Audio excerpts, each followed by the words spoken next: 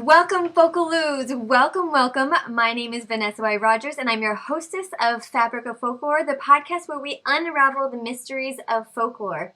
And folklore is mysterious, but is also a part of our everyday existence, from our rumors to our jokes to the stories we tell ourselves about who we are and where we came from. And in this podcast, we enjoy folktales and we enjoy those stories, but we really want to understand their context and understand the history. And so we're striving to better understand ourselves through the eyes of our parents, through the eyes of our grandparents, through the eyes of our ancestors, even behind them. And so if that sounds like a podcast that is interesting to you, definitely hit that subscribe button right now, because you won't want to miss a single episode of this journey. And today we have a fantastic show for you today. Our guest is Ashley Oppon. She's a shamanic practitioner, a death midwife, and an oncology RN at Sankofa Healing Sanctuary. After studying for 5 years to become a shamanic practitioner, she works healing and helping others, working on their spiritual lives. With her death work, she hopes to make the dying process a safe space for grief and healing. She's also a fellow podcast hostess, and she hosts Dine with the Devine, a podcast that's focused on culture, mythology, and history. And we're also going to be talking about some Ghanaian folklore and folk tales. So just a fantastic show all around. Thank you so much, Ashley, for joining us. No problem. I'm super excited to be here. So I want to get started on understanding a little bit about how you came to be where you are on your journey. So we're going to start with the how you became a shamanic practitioner and death midwife, because I know the term shamanic practitioner. It's something I've heard, but death midwife is an entirely new concept to me. So explain it like you're explaining it to a kindergartner.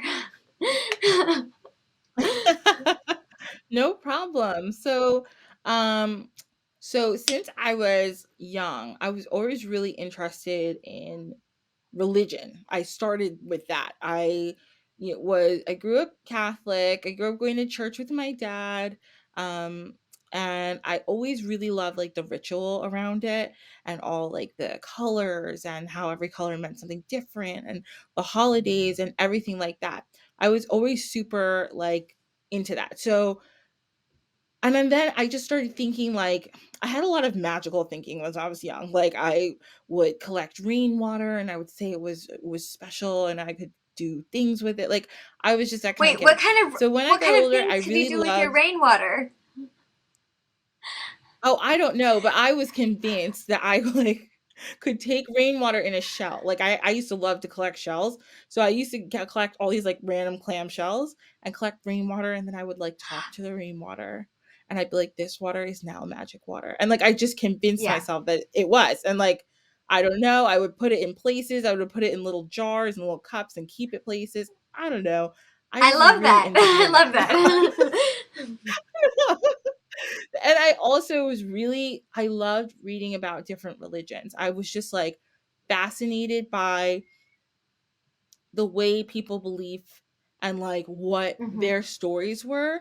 I love stories. So I love reading stories. I love learning about different cultures and their stories, because you do find throughout, and I'm sure you have found this with this podcast, that there are a lot of similarities between a lot of cultures, which like, they may have been on other sides of the world, but a lot of their origin stories, lot of like, folk tales are similar. For instance, like Cinderella story, throughout like almost every culture has a Cinderella story, right? So like I loved learning about all that stuff. So then I got older. I do want to. What was the first religion that captured your interest outside of your own Catholicism?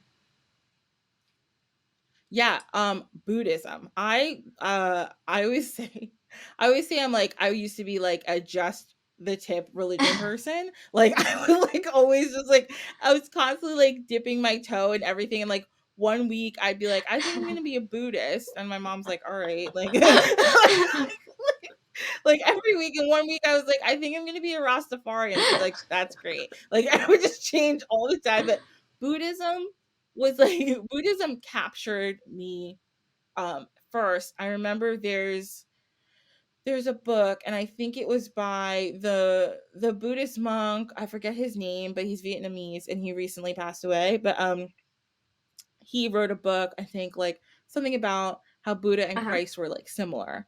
So I remember reading that book when I was maybe in like 8th grade or something, and thinking, wow, this is so interesting, and learning about Buddhism and like how it was all about kind of being in the middle. Like it wasn't about being like living a life of excess or saying you had to have nothing. It was all Mm. about being in the middle.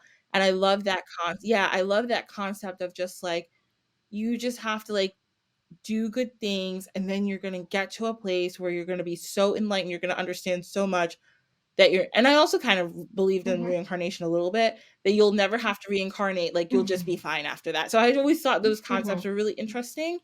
Um and even the story of Buddha I found really interesting. Like, so that Mm-hmm. was the first one. Then there was like a whole bunch of others that I really loved. And then I got a little older, and I kind of fell away from a lot of that. I didn't really look at stuff. And it was also because like when I got older, I wanted to be like, for lack of a better word, like more normal. Mm-hmm. Like none of my friends like Yeah. cared about any of these things, like except me. So I was like, I'm not gonna look into this. And I kind of went into a place of like, whatever, I'm just gonna kind of forget about it. Then when I was like 20, I broke up with like my first Mm-hmm. love boyfriend, and I was like devastated. And I was in a store and I saw this like pack of tarot cards, and I was like, I need to find out if my boyfriend's coming back. Like, this is serious. So I like bought this pack of I bought this pack of tarot cards. And then I got really into reading tarot. At first I was probably reading really badly, Uh-huh. but it was fine. I started practicing, and then at a point, I just kind of was like, there's something more that I wanted to study. So I started learning about shamanism. I heard it once somewhere. I really think it started with a dream, honestly, but um, heard the word shamanism. I didn't really know what a shaman Mm-hmm. was at all. So I started looking into it, and I was like, wow, this is really interesting. And then again, finding out it was something that was in Mm-hmm. every culture, that it was just different in every culture, but it was there. And these core beliefs were things that I also understood and was like, oh, wow, this is really interesting. And shamanism is all about kind of a deep spiritual healing. So I was like, this is what I want to Mm-hmm. learn about. So then I went on like a journey of learning about all of that, and now I'm here. Yeah. So that's Okay, so that. but at some point you became a nurse, an actual RN in Oh this yeah, process as yeah. well, Throughout all right? this, So yes, it just exactly. weaved inside the learning of the shamanic practitioner. Is that right? Yes, Okay. And what absolutely. are some And other go ahead. names? I'm sorry. You said that shamans are called different things in different cultures. What other names have you heard them called? Because in my experience, I've only heard it referred to in the Native American, uh, Native American tribes. But I do assume that there are other people like that in other places. Yes. So in many like indigenous American tribes, there sometimes they're called holy Mm-hmm. men, holy women, medicine Mm-hmm. men, medicine women. Um, I know in South Africa they're called Okay. sangomas. Um, they are. I'm trying to think of the other names that I know. Most The thing that I do know is that most cultures, and I wish my fiance was here because he could tell me the name of in his culture. I can't remember it. But like he was explaining to me like this concept, which is happens in most cultures too, and in his like there is a difference between somebody they think is a quote unquote witch or something like that, and somebody who's known as more of a healer. Like this is somebody who you get to help you with a spiritual Mm-hmm. issue, but like, and it's usually different than what they would deem like a witch or something like that. So it's usually more of a spiritual healer concept that people identify a quote unquote shaman, depending on what it is in their culture as. So I can't remember all the names, but those are the ones that I remember holy man, holy woman, medicine woman, and like Okay. And then Sankomas. what about a death midwife? What is that? Yeah, okay. So that's another interesting thing. So, my like like we're going to talk about later too. My dad's from Ghana, and when I was growing up, we went to a lot of Ghanaian funerals. Now, in my particular tribe, in the Ashanti tribe, our funerals last for 7 days. They are big events. Funerals are basically as big as weddings, sometimes a bigger deal in our culture. So it was never, since the time I was young, it was never something that I was like Mm-hmm. super afraid of death. Um, Mm. and I thought that it was normal to have like all this fanfare around it. Like we have different colors we wear on different days. We have different ceremonies we do. Um, there's a lot of partying. There's a lot of Yeah. crying too, but there's a lot of like, especially when the person is older. If they're young, it's a little different, but when they're like an old person, it's something that we kind of, it's like a celebration of their life. So I was used to Mm-hmm. that style of funeral. So when I got older and I remember the moment, I was like 16, I think. My choir teacher at school had passed away. I wasn't in choir, but I was in band. So a Mm-hmm. lot of my friends were in choir. So I remember me and a couple of my friends went to the funeral. Though not the funeral, the wake. We went to the wake and I remember being there and everybody was like very Mm. silently crying. And I was like, this is very odd because most West Africans, and this is for most of West Africa, when we are emoting, Mm-hmm. like at funerals, there is throwing on the ground, there is sobbing, there is wailing. Like it is like a scene. Like I, I went to a funeral for somebody else I knew later in my life, and a couple of my friends with he was somebody we worked with came with me. A couple of my American friends, and he was from Sierra Leone, and the way they were scared, like the fact of the way people were wailing, and I was like, "Oh, guys, this is nothing." His mom threw herself on the casket as they were wheeling it down. I was like, "This is normal. It's gonna be fine." I was like, "Don't worry about it." Um, Wow. so it was really, yeah. Oh, sorry. I think okay. Sorry, I couldn't see it for a second. Yeah. So this is like totally normal in like our culture. Even when my grandmother died, my dad, when he went back home, he was approached by old women Mm-hmm. in the town that do they want him to come, does my dad want them to come and cry, because that's a thing too. It's like the more people are crying for you, the more important you are. You were talking about the men and women who were approaching your father to see if they could come to Yes. the if he wanted them to come to the funeral and wail loudly.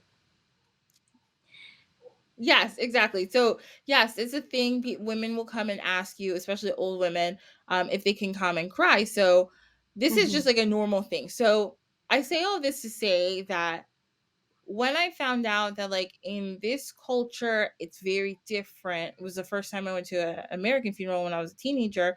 I was like, I was like, I feel like I literally thought I was like, is everybody sad or like what's I was like, what's going Oh, on? interesting. Like, where's all the yeah, I was like, where's all the food and the liquor? But like, but like, so like, I was very used to that. So I I got older. I became a nurse. I worked in a lot of different places, but then I worked hospice for a while, which I really enjoyed. Um, but I realized like people have this view of death for obviously because it's sad, Mhm. duh, like we all understand that. But at the same time, I feel that in our culture, everyone's so afraid to talk Mhm. about it that it gives it so much fear. And then we all just like it corrupts Mhm. us a little bit. I don't think it's healthy to never Mhm. talk about it. And then when people pass away, you don't know what to do. You don't know what they wanted because we never were allowed to speak about it because it's so bad. It's like, well, unfortunately, it's Yeah. something that happens. and it's something that's going to happen to everybody. So it's more important that we talk about it, that we get our grief out and communicate it to each other so that we can find ways, healthy ways to Mm. move forward in life when that person is gone. Mm-hmm. You're never going to move on. You're never going to get over it. But it is important to find a way to keep going when somebody that you love is gone. So when I found out, and I always wanted to do something with it, not like I liked hospice, but then I stopped working there and I started working in oncology. So I still see a lot of Mm-hmm. death, which is okay. Um, but I was like, I really want to work with this concept of helping people deal with death, helping people be Mm-hmm. okay with talking about it, but not in like a corporate Mm-hmm. healthcare sense. So I found out about death doulas and death midwifery, and basically, the concept there is a death doula is somebody who's literally guiding somebody through the Mm-hmm. dying process. And that can be in a multitude of ways. It could be start with helping them at the beginning with what you call advanced planning, like trying to set up how they're going to want their will, where they want their things to go, dealing with how they want their funeral to go, and talking to them Mm-hmm. before they die. And then it could go to helping somebody, being there, being a companion during the dying process, to helping families plan funerals, helping them do eco-friendly funerals if they want, and just helping them um, grant the wishes of the person who was That sounds like such passed a away. like So a needed there's so service because it's so hard to talk to, elderly parents about what they're wanting. It's just so hard to broach that topic because it's especially when you're close to that person. As a third person party, I would see that would just really help move that conversation in the right direction. yes, absolutely. That's why I think it's becoming more popular, especially during COVID. People were dying, younger Hmm. people were dying, and a lot of people were like, wow, I never had to think about my death before, but now it's hitting me in the face seeing all these other people pass away. So, um, it is incredibly hard to talk to the people that you care about, especially, or people that you have close ties with about what do you want me to do with all your stuff when Yeah. you die? Like, what do you want for your funeral? Do you want a religious ceremony? Do you not? Like, how do you and I found that especially in different minority communities such as like the LGBT community, having people, especially for trans people, not being dead named when they have a funeral, having the proper name, having the proper gender be Yeah. addressed, different things like that are so important. And it's really important that people get that down, but it's so hard to talk about because nobody wants to Yeah. talk about it because it's sad. And like, duh, like I don't want to be sad either. Nobody wants to be sad, but it's like these things help and cause so much less pain at the end when you've already figured it out, and we all know how to respect and honor this person in the best way we So know how do how. you break So that yeah, that's kind of what awkwardness? I How want do to you do. make it feel less sad in the process, or less, I don't know, just awkward, I guess. Hmm. Yeah, I think it starts with everybody realizing that, like, number one, it's okay to be sad. It's okay to talk about our feelings and just be like, this is a sad subject, and I don't want to think about the time when this person is not Hmm. going to be here. But I do want to make sure that I respect this person whether they're here or not. And that's like kind of the biggest idea. So like yes, it's super awkward, but with parents it's like, look, unfortunately, we all know what's going to happen, but don't Hmm. you want me to do what you want? Hmm. Like, you know what I mean? Let's get this down on paper at least. And a lot of people are very like, "Oh, well, don't talk about death because it brings it forward." I'm like, "Well, everybody's going to die anyway." Like, honestly, that's the truth. So it's like we might as well start that conversation in the gentlest way possible, just starting like, "Well, what would you want? And do you want to be buried? Do you want to be cremated? What is it?" Just to start the subject so everybody gets what they want in the end, And so your basically. shamanic practice, you studied for 5 years. What all does that involve? Yeah, so it's just learning. So the beginning of it is really working through a lot of your own issues and your own pains, because you can't go around talking about how you've healed everybody else unless you start to Hmm. really help yourself. So It was really hard, because I had to face a lot of my own issues that I didn't think were problems. Like, I realized a lot of things about myself and how I kind of was pushing a lot of things to the wayside about myself. I was very angry about certain things that had happened in my life that I was like, "No, I'm over it. I'm over it." And I wasn't at all.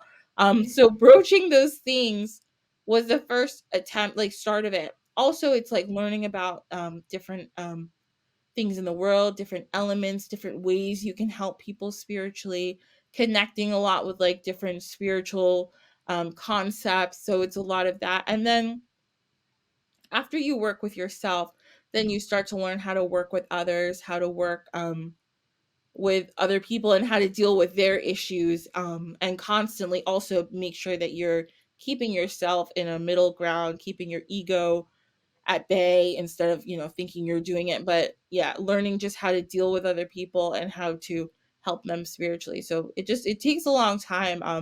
I had to stop a few times because I was just overwhelmed, or like I was like, oh, I can't process all this information. But after a while, it sunk in, and it's been a really good process. And it's like an Mm-hmm. ongoing process. We're Mm-hmm. always learning about how to help people better. And Yeah. so, the who comes to you? Like, what religious, what systems of beliefs um do people bring to you?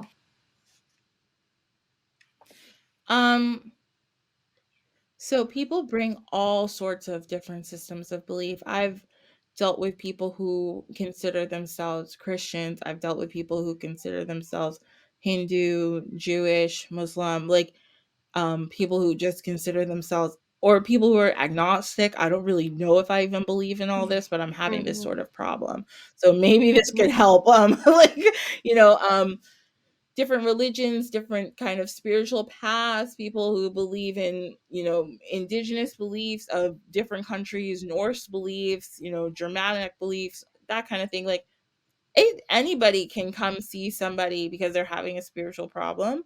So some people will go see somebody of their own faith, Mm-hmm. which is great too. But I've had people from like all different walks of life come and need some sort of And how do you assistance. walk So someone through yeah. a belief system maybe that you don't necessarily know a whole lot about? So I usually ask them to first, let's start, like, explain why you're here. What is the thing that brought you? Nobody comes because they don't have a problem. So, like, what's the thing that brought you? And then I also like to ask them, how do you deal with this system normally? Like, how do you deal with this problem in your belief system normally? Like, who is who you are going Mm-hmm. to, or what do you believe in? And I usually let them explain it to Mm-hmm. me. I love a good research project though. So I love to look up like what maybe they believe, because I find it really interesting. But yeah, I let them explain to me what how would you normally deal with this? Is this working for you? Is it not? And then we kind of talk through it And that way. like, I'm assuming it's families who are coming. Is it, or is it just usually individuals, or is there like a mixture? It's usually Mm-hmm. individuals. When I do like shamanic work, it's usually individuals who are coming to me if they have a certain Mm-hmm. specific problem. But if I'm doing like death midwife work, it can be families, it can be um, people individually. And in that case too, I work with whatever system they Mm-hmm. work with too, whether they need a rabbi or a priest or whatnot. Like, I'll find So, somebody what for is them. the best part of this work, and also the hardest part? Yeah. The best part is seeing people realize that, like, they can kind of take back their own life when it comes to fear, especially when it comes to the death work. Mm-hmm.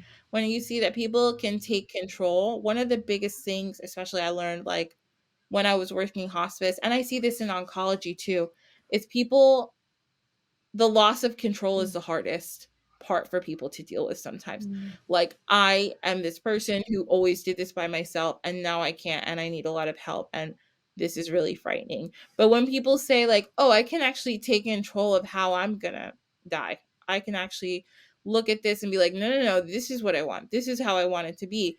That empowers people a lot and makes them feel really good in a time when they're Yeah. going through a lot. So I love that part of it.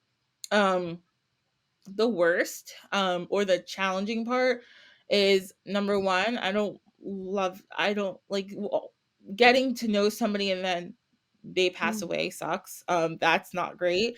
But I try to remember like that I've helped them. And also in my shamanic work, trying to help people who just aren't ready for that kind of help and seeing them kind of struggle with that is always Mm-hmm. hard for me. Because you want, like, we all want to like Yeah. fix everybody, but that's just not possible. Like, and sometimes people just aren't ready for that. It's like it was with any practice. Sometimes people just aren't ready for to go through what they need to go through to get to where Mm-hmm. they have to go. So sometimes those people, we just have to say, okay, you come back on your own time and I'll be Mm-hmm. here for you, that kind of Okay, thing. so let's move on to Yeah. your podcast, which is called Dine with the Devine. How did this podcast arise? What made you want to start this podcast?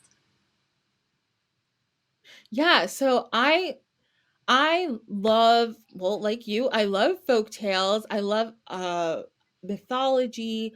I'm a history nut. I never Me remember neither. dates, but Me I love neither. his different.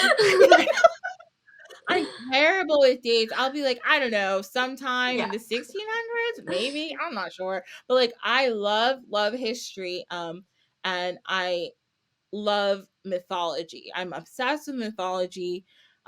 So I decided, okay, well, I talk about this stuff all the time and nobody really wants to hear about it. So I'm just gonna start a podcast about it. Like I'm like, since I was younger, and like when I said I was really obsessed with religion, I was also obsessed with history. I used to read like about everything. American history I find quite Oh, boring, but like indigenous uh-huh. history is interesting. Mm. But like, but once we get to like the colonies, I'm like, this is boring. But before that, I love it. Yeah, like, but and I love everything around the world, just like reading about different cultures. I love it. So, Dine with the Divine was just kind of like my passion project of like I want to talk to other people about these stories and share stories of extraordinary people and extraordinary mythologies Mm. and folk tales from different parts of the world. And like you said at the beginning of the podcast, understanding these folk tales and even understanding different mythologies from different cultures helps you Mm-hmm. understand that culture. Like, different what we think of certain cultures, and then you hear the story, you're like, oh wow, that makes a lot of sense. Like I get, why certain people are certain ways and why maybe this might be sensitive to a certain people, but this isn't, and how they dealt with their Yeah. everyday problems. And I try to connect a food with every story because food is a big part of our Mm-hmm. everybody's culture. Everybody's got to eat, right? And like you're a lot of our cultural foods connect to exactly like what we believe in, and the different rituals and different holidays of different cultures. So that was something that I was like, I want to include that because that's fun. But yeah, so I just talk about different subjects, whether it's a culture, whether it's a concept, whatever. I go on there and we chit chat about it. So So is it it's a always good an time. interview, or is it sometimes like a monologue, or how does it work? So I usually always have an interview. So I always have somebody with me. I usually interview them, and then we talk about a certain subject. Maybe it's something that came up. Like I try to do like a little Mm-hmm. educational kind of segment, like a topic. And then we go into and we talk about a story. So we can talk about I last week I talked about Mary Magdalene. We've talked about queens. We've talked about Mm. mythological figures. It just depends on the person. And I like to find out a little bit about them. So I try to connect Mm-hmm. it to them, whether it's something that they do in their business or their personal life, or it's from their culture. And I try to connect it all So tell together. us something that has surprised you about your podcast, something that you was unexpected. Um, Something that's unexpected. How much we don't know really, really good Yeah. stories of people. Like, there's so many really amazing people and amazing things people have been through in this world that you're like, what? Like, how Mm. did this happen? This is amazing. And also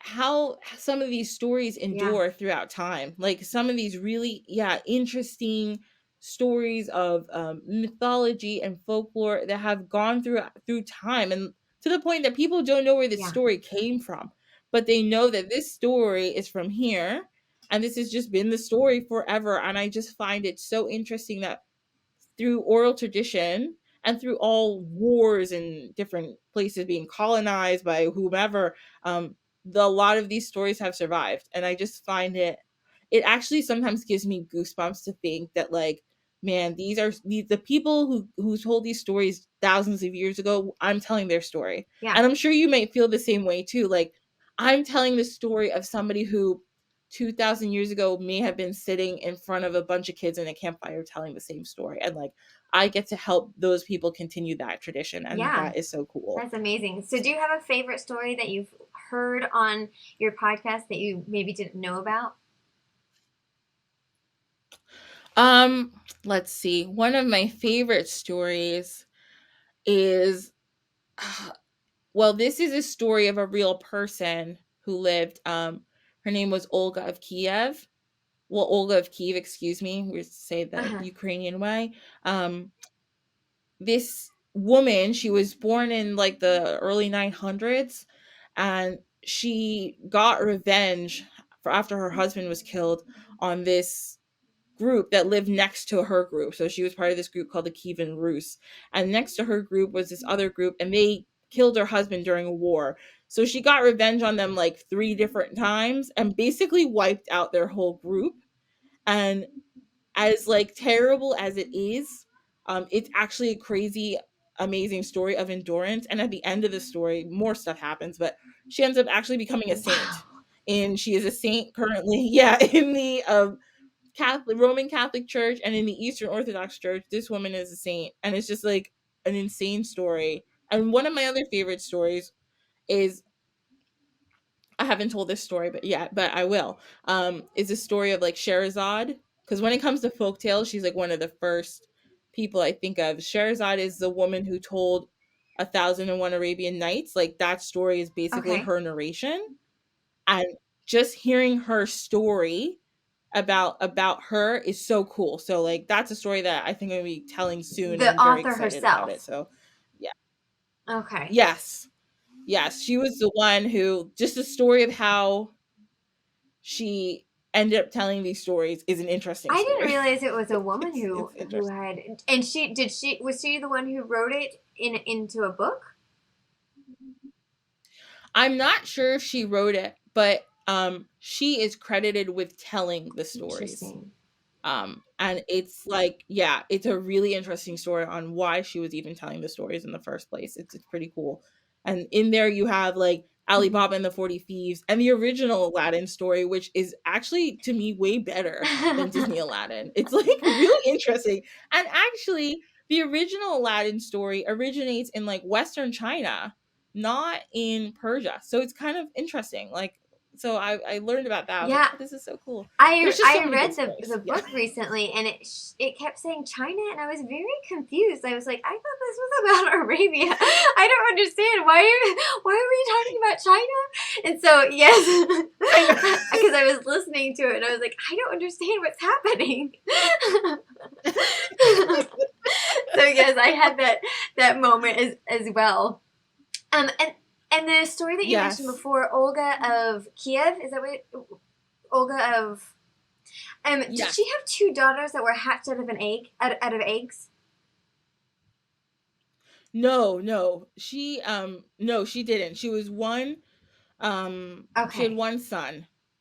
That yeah, she yeah. And she was it's a good it she was a person who lived, and her story is she is her body actually was buried in Kiev, but then in like the 1200s sometime the Mongols got there and they like destroyed it. But now there is a And church she's currently dedicated a to her saint there. in the Yes. Roman Catholic Church and the Eastern Orthodox Church, and I think in the hmm. Greek Orthodox How Church fascinating also. is that? Yeah, I know, it's so cool. Yeah. All right, so let's move on to your Ghanaian and Acadian. how did you say the group in Ghana that your father is from?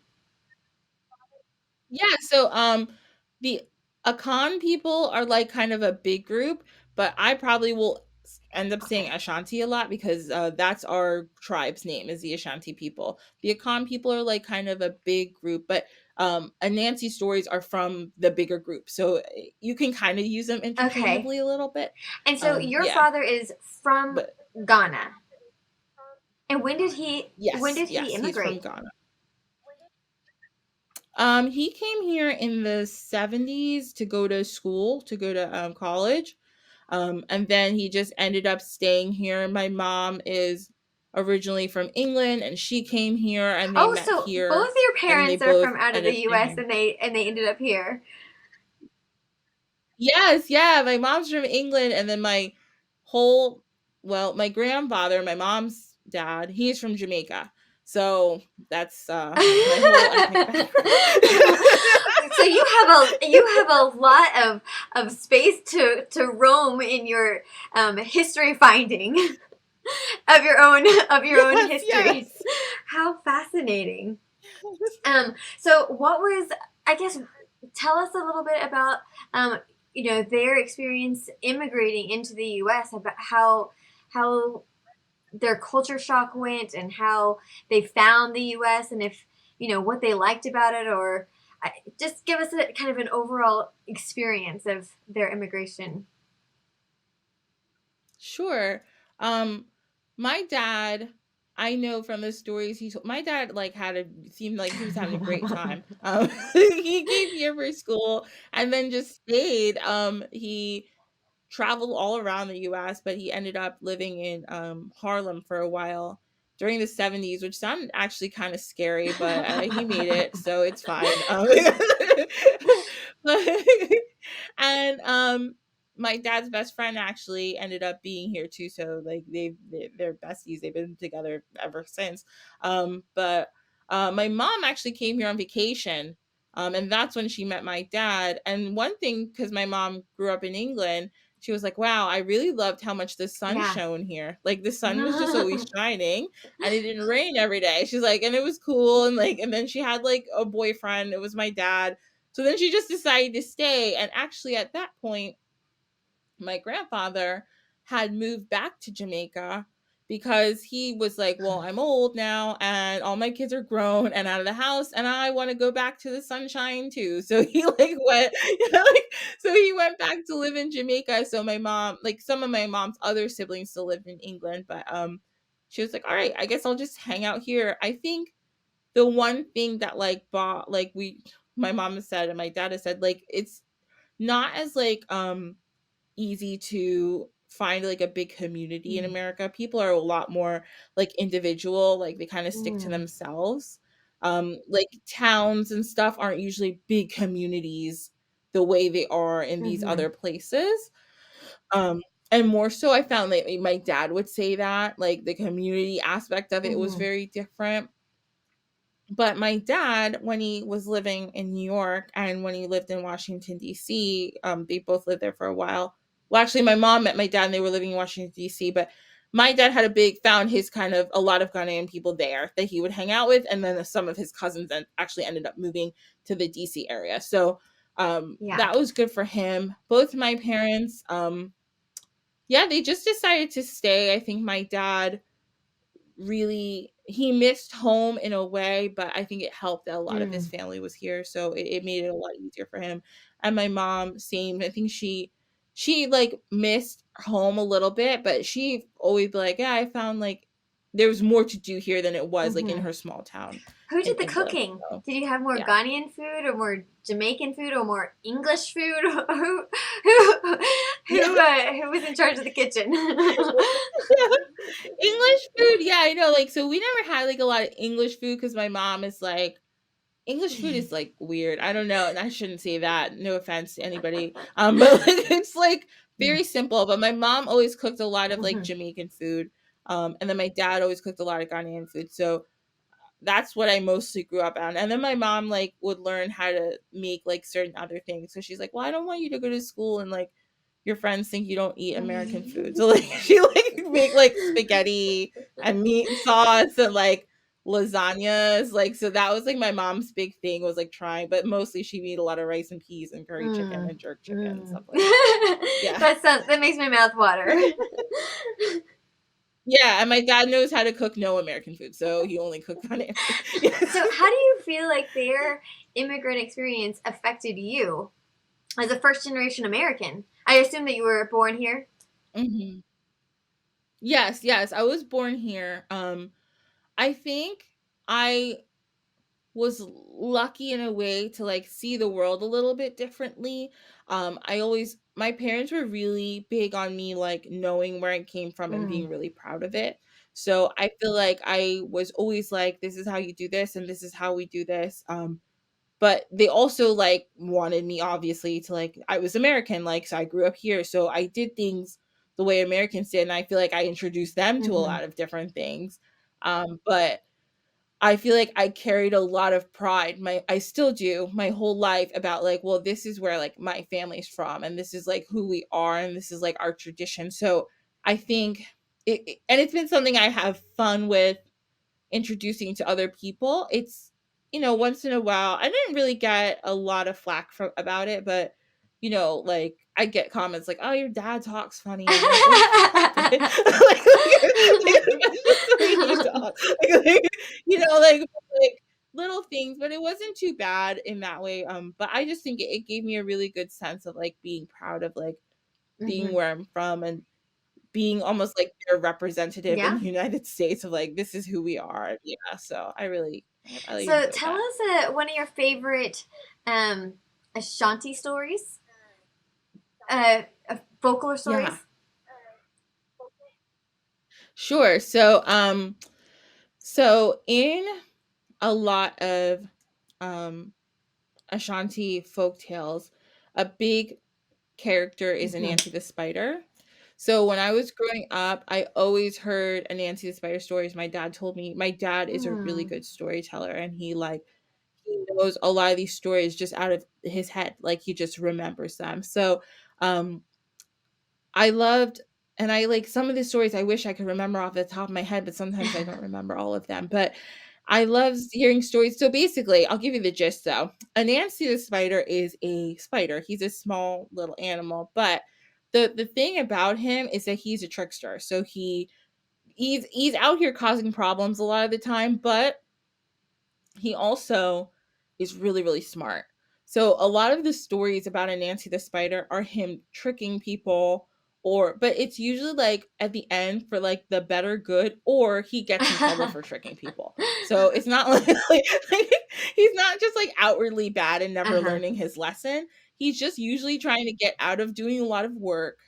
He's trying to get what he wants the easiest way possible. And 90% of the time, it's just him besting like bigger animals or like bigger gods. So he is a big he's one of the best characters like when it comes to thinking about like, well, I'm a small person, I can't do much. But hearing his stories kind of is supposed to encourage you to be like, no, even though you may be a small little animal or a small person, or you feel like you're not at the level that other people are at, it doesn't mean you can't be, yeah, this really big person, and you can use your smarts and your cleverness to like get what you So want in life. one of the most popular stories is the origin of Anansi, the origin of stories of Anansi. Is that right? Mhm.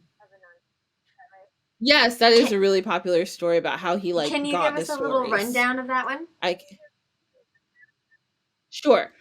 So Anansi decided, okay, so also I don't know if I said this, but Anansi is the keeper of stories. That is literally one of his titles. He has all the stories for all the Ashanti people. Okay. He keeps them all. So the way one day he didn't own the stories to begin with. Nyame, who is the sky god, owned all the stories. And Nancy found out that he had them and he really, really wanted them. So he's like, Nyame, really, can I please have these stories? And Nyame is like, no, you're a small little spider. I'm not giving you home. This is big responsibility. And he's like, please, please, please, let me have it. So finally, Nyame is like, all right, I'm gonna give you a couple tasks to do. And if you can do them, I will help you out. So he had to capture the 4 most dangerous Mhm. creatures in the world. So one of them was a snake, a big python, another one of them was a leopard, another one of them were some hornets, and another one of them were some fairies. So Anansi goes home, he plots with his wife on how he's going to do this. Oh, and before he leaves, he's actually like, "Oh, you want me to get those 4 creatures? I'll do it. But I'll also bring you my mom." I don't know why he needed to bring his mom, but he said he would. So he did. He's like, "Fine, I'll bring my mom." So, um, he goes and him and his wife plot how to get the python, and what they figure out what they're gonna do is they go by where the python lives, and they make a big stink. Like, they start talking really loud and arguing like, "Oh, no, no, no." They got a big stick, and they're like, "Oh, he's longer than this stick."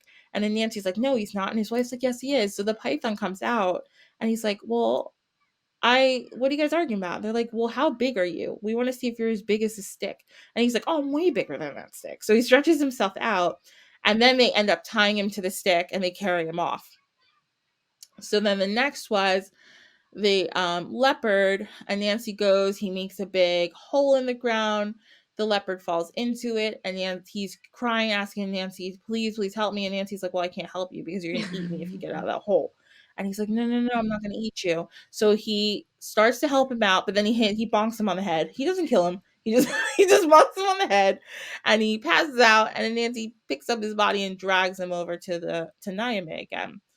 Then the third animal were the hornets. So Anansi and his wife get some water and they sprinkle it on where the hornets live. So the hornets come out, and and then Anansi pours the water on himself.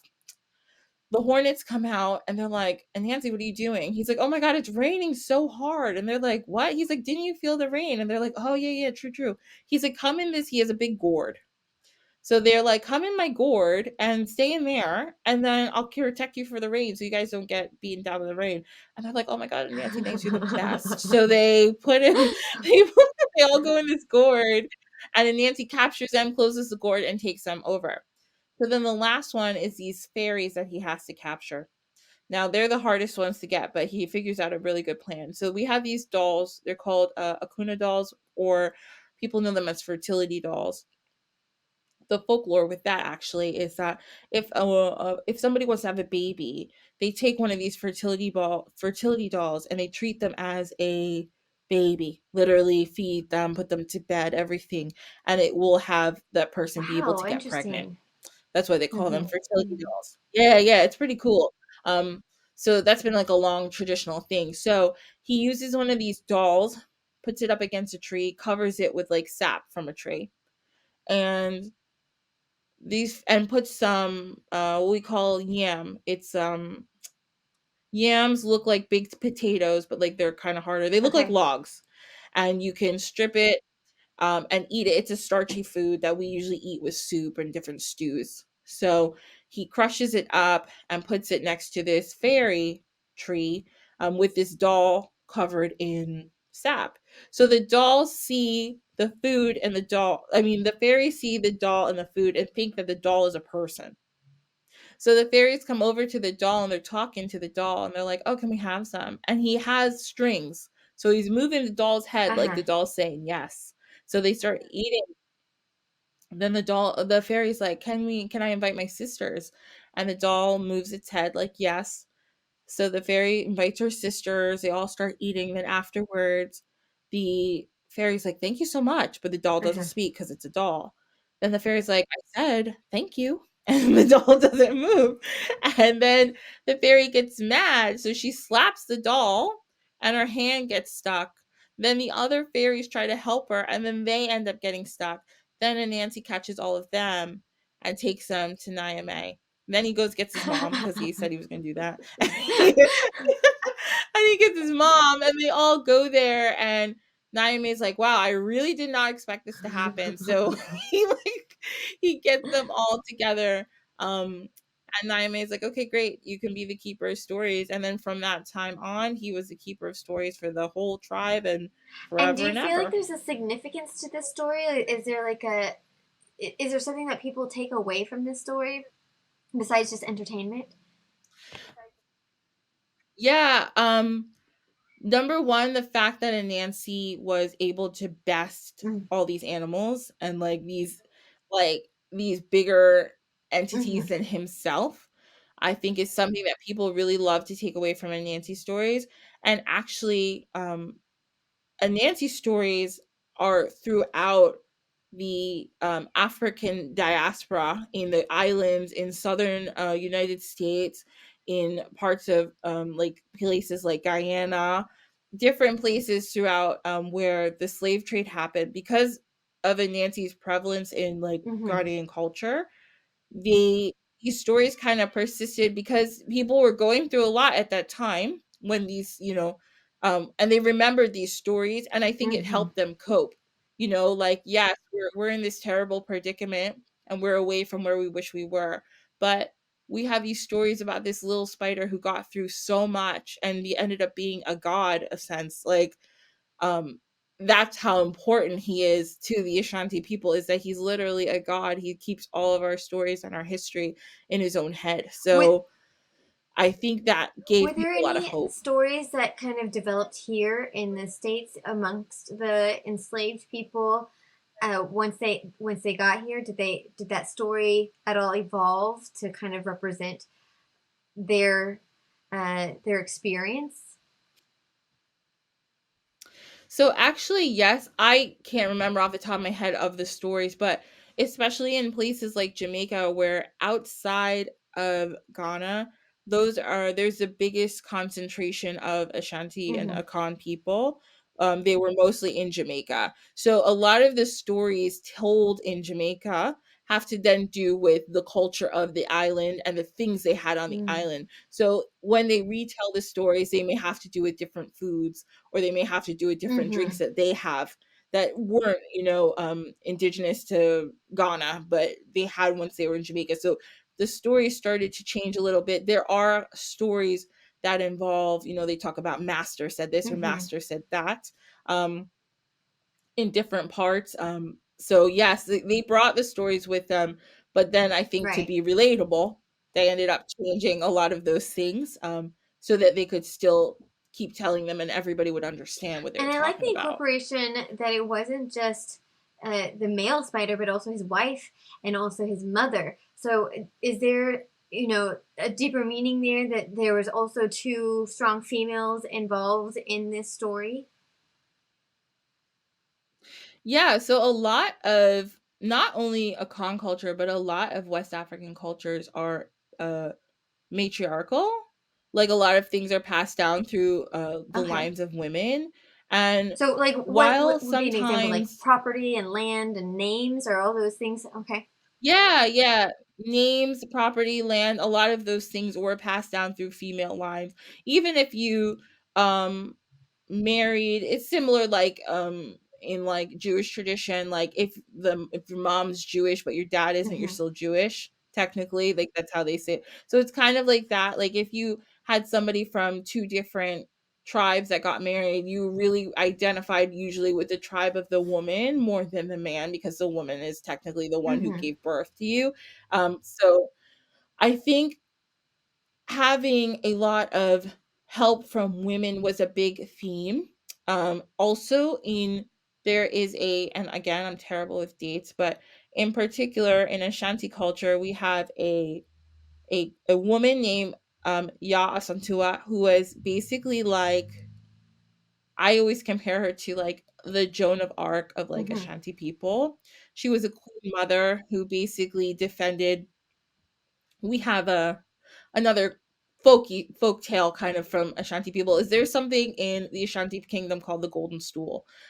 It is literally a stool that this guy Osei Tutu, who's our first Asante Hini, which Mm-hmm. is the king, came down from heaven. This stool, and it's very sacred to us. We can only bring it out. I think it's once or twice a year they bring it out. It's protected by like two people at all times. Wow. It's a big deal.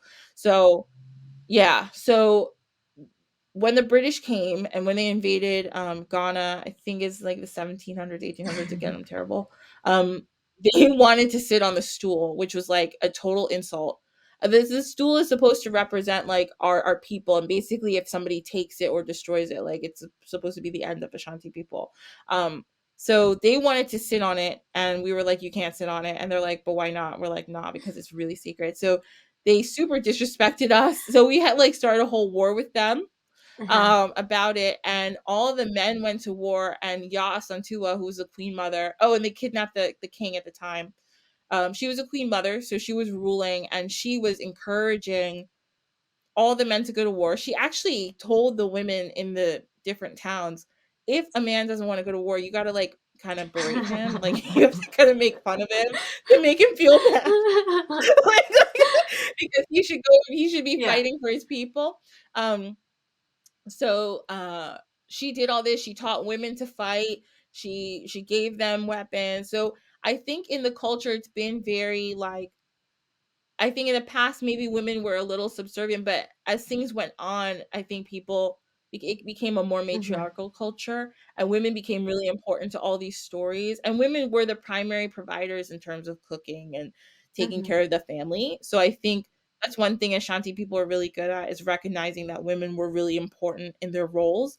So like they really needed to be a part of the culture, a part of the story, because there was nothing going on without Yeah. women being there. That's just really amazing because, women do that all over the world, but they don't, a lot of times they're just not recognized. So that's wonderful that that's part Yes. of Ghanaian culture. Is there anything else you feel like we haven't covered that you feel like we should talk about? Um, no, I feel like I we know, talked we about sure a lot. I did. feel like it's been really great.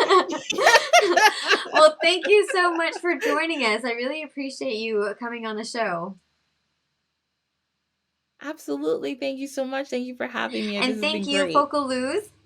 Have you heard of the story of Anansi, or have you heard of the terminology of death wife or shamanic practitioner? Let us know what you thought about the show and what your thoughts were in general. On our Facebook page, we have a community page where you can share your thoughts and who you want to hear from next. And so that's called Fabric of Folklore Community, and it's a Facebook page. And all of the links that we talked about today, I think we just talked about a couple, but they will be up on our website, www.fabricoffolklore.com. And as always, one of the best ways that you can help a burgeoning podcast like ourselves is to comment, like, share, subscribe, and review us. Give us all of the stars, 1,000 stars if possible. And if you give us a review, I will shout out your name on the podcast. So definitely give us one of those reviews. And thank you for coming on the show, and thank you for unraveling the mysteries of folklore on the Fabric of Folklore. Once again, my name is Vanessa Y. Rogers, and until next time, keep the folk alive. All right, wait.